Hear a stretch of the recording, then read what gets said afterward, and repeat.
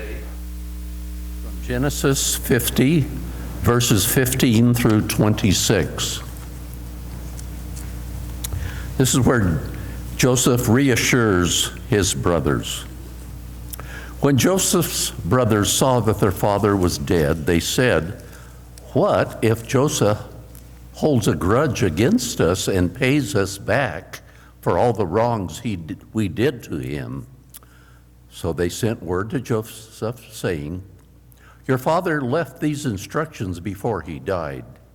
This is what you are to say to Joseph. I ask you to forgive your brothers the sins and wrongs that they committed in treating you so badly. Now please forgive the sins of the servants of the God of your father." When their message came to him, Joseph wept. His brothers then came and threw themselves down before him.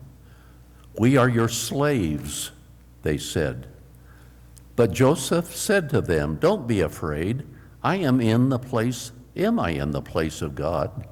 You intended to harm me, but God intended it for good to accomplish what is now being done, the saving of many lives. So then don't be afraid. I will provide for you and your children." And he reassured them and spoke kindly to them. Then came the death of Joseph. Joseph stayed in Egypt along with all his father's family. He lived 110 years and saw the third generation of Ephraim's children. Also the children of Machir, son of Manasseh, were placed at birth on Joseph's knees. Then Joseph said to his brothers, "I am about to die, but God will surely come to your aid and take you up out of this land to the land he promised on oath to Abraham, Isaac, and Jacob." And Joseph made the sons of Israel swear an oath and said, "God will surely come to your aid, and then you must carry my bones up from this place." So Joseph died at the age of 110, and after they embalmed him, he was placed in a coffin in Egypt.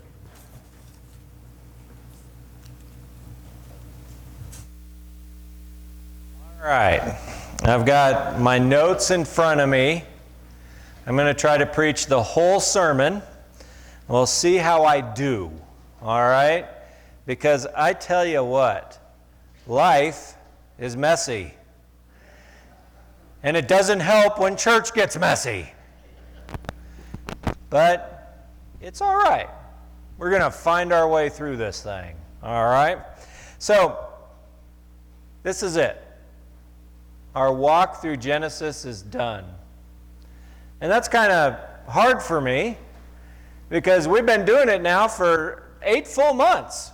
Except for Easter, I've been preaching out of Genesis to y'all. And I could go another 8 years easy. But I was told I probably shouldn't. So instead, we're wrapping up today. And we're wrapping up with a very interesting story between Joseph and his brothers and, well, the future. How about that? How does the book of Genesis begin? God is, of course, hovering over and he begins to create. And as he creates, he sees that everything is what? Good. And in fact, when he gets to the male and the female part, he looks at that and he goes, "Man, that is very good." That's beyond good. It's into very good. And so the book of Genesis begins great. And then people happen. And it gets messy. And all of a sudden, God's plan, God's ordained thoughts, God's statement that it's all good begins to get dirty and messy and caught up in these human stories and interactions and commentary, and they get, well, fuzzy at best. But this is how God's love is made real in the chaos, in our lives, in the mess, in the mistakes. God's love is ever present. And as Jacob and Joseph here at the end, as they find out their story, God's love will prevail. And God is seeking the good. And so Jacob, if you notice here, between the two brothers, it gets kind of interesting, doesn't it? Because the brothers, now, they've been down there 17 years. And they're just now worried about Jacob or Joseph taking it out on them. Why hadn't they dealt with this beforehand? Why hadn't we had this moment of reconciliation before? Well, because life is messy. And I don't know about all you, but sometimes when there's an awkward thing to talk about, the best way to deal with it is, well, not. Right? And then after you haven't talked about it a while, well, then you feel really bad, and so the best thing to do is, well, not talk about it again. Until all of a sudden so much time goes by that it's just not best to talk about. Why drudge up old things? And so only here in this change of situation, with Jacob passing, that Joseph's brothers go, you know, with Dad gone, younger brother in power and control may want to get even. So they creatively come up with a story that says that their dad told them that he should forgive them for all their evil and all their mistakes, and that Joseph would just do that. And so they come before him and they fall down, they say, we're your slaves. They're doing all the right things to try and avoid the punishment. And Joseph in this, it's quite interesting, never says, I forgive you. Have you noticed that? In any of Joseph's statements, in anywhere in this whole story, he never looks at his brothers and says, you know, it's all right. I forgive you. I forgive you. Doesn't happen. And instead, in this passage, it's a very interesting thing he says. He says, am I in the place of God? In other words, he has something in mind he would like to do, but he's not in the place of God. And God will judge, and God will bring about what he wants. And then he makes a very interesting statement. He says, what you intended for evil, God made good. Now, isn't that a story in our lives? When we sin, when we make mistakes, when we slip up, we think it's all over, we think it's done, we think, how in the world can we ever get this back? And then we pray, and then we watch God work. And you know, it's the amazing thing about God. He has all the power and all the control, and yet he's willing to let you live your life and creatively iron out your mistakes after, and creatively bring you to a good place. That no matter what's happened in your life, God can weave this wonderful design that you can arrive at a place where you say, it's good. It's good. But man, it is a journey. In this case, 17 years worth of journey. And really, when you look at Genesis from that very beginning statement where God said it's very good when he saw Adam and Eve, you would think then Adam would have no problems whatsoever, right? I mean, he didn't make any mistakes, correct? Well, there was an apple, something about biting it, and the whoops that came from that. And yet, did God turn his back on Adam? No. Adam's life changed dramatically, but God weaved the good. Then you could look at Abraham. Well, no, let's go to Noah. I want to go to Noah because he was before Abraham. And so Noah followed God to the letter, built an ark, saved some folks, saved the animals. Well, he did great, didn't he? Except for some drinking. Whoops. And yet, God weaves something great. Abraham.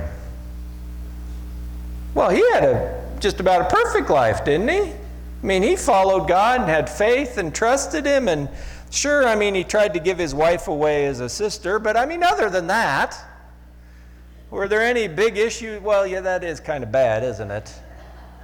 Come to think of it. Well, there's, again, God working, though, weaving, and bringing something good out of his life, despite the mess. Chances and changes. There you go. And so you look at those, and you can talk about Isaac, and you can talk about Jacob, and you can talk about Joseph, and all those things they did. That God could have simply just thrown his hands in the air and said, I guess I need to just completely start over because this is a mess. This is not what I had in mind at the very beginning of Genesis when I said it's very good. I did not intend for people to be giving their wives away and sleeping with sisters. And I mean, we could just go on down the road here. It's kind of a dark book when you look at Genesis. And yet God does not give up. He just continues to work. And he continues to share with you that he loves you. No matter what mistakes, no matter what slip-ups, no matter what's happened in your life, God is faithful. And he continues to pound that drum beat. I love you, I love you, I love you, come home. I love you, I love you, come home. 17 years is a long time. If you would have asked me 17 years ago how my life would be today, let me tell you, I'd had it made. Because the kids would be out of the house. See, Rachel wasn't even born yet. We didn't even know there was a Rachel. Didn't even know it. So see, I would have been out of the house. I still had that big-time job. You know, I could have retired in 2 years from that big-time job. Full benefits. Woo-hoo-hoo. Could have been living the high life with Teresa, going around the Caribbean watching hurricanes. Right? That would have been fun. I mean, there would have been no problems in my life right now. Yeah, right. Wait a minute. When did life get messy? It's just kind of still a mess.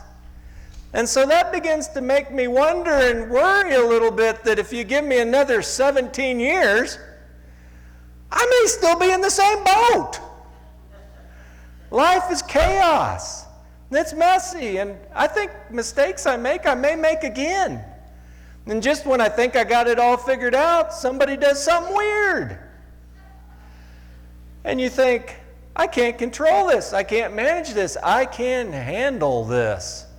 And then I remember that drum beat from God. I love you. I love you. I love you. Come home. And I think that there is a better time and a better place and a better way that this is all going to come together. And God's plan will not be destroyed by any creative tricks in my mind or any devious actions I might try. God's love will prevail. See, that's the story of Genesis. It started with it being very good, and despite all of the stuff that happened in Genesis, at the end they are able to proclaim all this evil stuff, God turned to good. Wow. Wow. And so we have this time in our life and this point in our church where there's change upon us. There's change. Of course, there's always change. But we have a chance here now to do something a little different, to try some things different. I mean, it's beginning already, as you can see. The bulletin changed and nobody was consulted. And yet it happened, and it's all good, I think. We'll find out Monday. No, Tuesday. You all enjoy your Monday. Don't call the office, we're not here. And it's all okay. It's all okay. But we have to begin to think about, what does it mean to make God's love real? And if we watch or read the book of Genesis, what we see is God's love is made real in the mess, in that chaos of life. If you're waiting for that happy ending, that happily ever after, I have a question. I preached a whole sermon on this once, so you're only getting the question. And the question is simply this, because I asked it because Teresa actually asked this of me one day. Do you think that after Cinderella got taken away by Prince Charming, did she ever have to take out the trash again?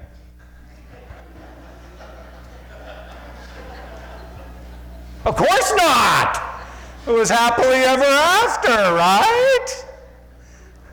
I want that happily ever after, and I know you do too, but the honest answer is, life is chaos, it's churning, it's change, and the only thing we can hold on to throughout all of this is God's love for us, and that He will overcome absolutely anything and everything. And so we have 17 years together, I guess. I'll preach this sermon again in 17 years. And I will tell you, I've got it all figured out. And my happily ever after has arrived. And things are great. Okay?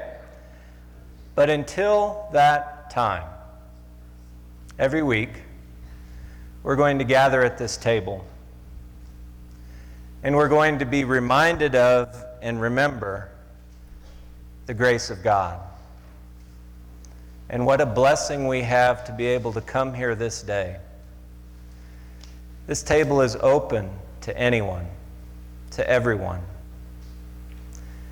And it's a sign, a reminder, and a reassurance that God is saying to you, I love you. I love you. Come home. Let's take a few minutes as we begin with the song and everyone gets to their place to ponder, how does God's love work?